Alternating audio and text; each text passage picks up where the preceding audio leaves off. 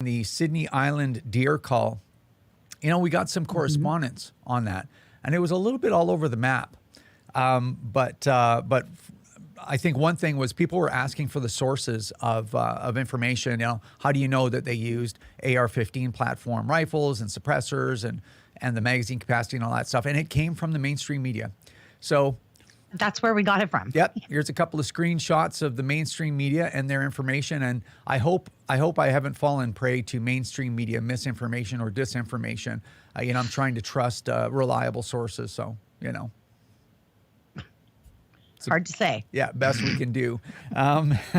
Anyways, just some other interesting information.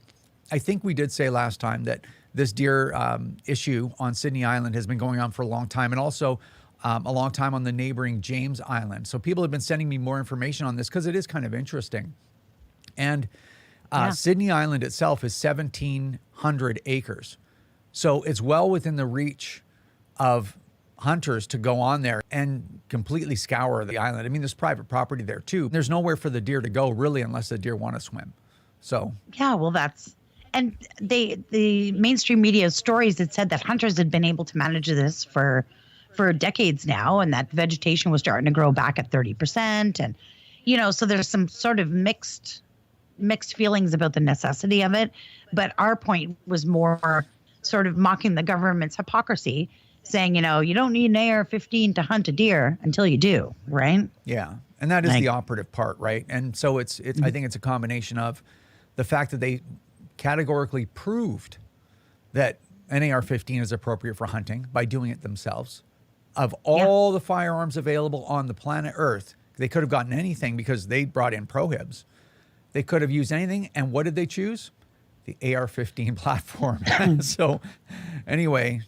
Full auto or full capacity mags, silencers, But anyway, the hypocrisy of that is the operative part of us covering the story there, right? So anyway, and then I think one of the other criticisms we got, it's like, this is hunting licensing and regulation and conservation. That's provincial. It's not the federal government. This was under Parks Canada, which is federal crown corporation, basically. This was absolutely a federal initiative. Yeah. And I mean, they could have worked in unison with the province to allow provincial hunters to go and do it. Yes. But it was the feds who brought in the contractors to do it. Well, they could have worked with conservation on a provincial level. Yeah. And then conservation could have showed up with their AR-10s and full capacity magazines and done it themselves too, I guess, right? I don't know. Remember, if you don't stand up for your own ability to own and use firearms, who will? Join the CCFR or donate right now at www.firearmrights.ca.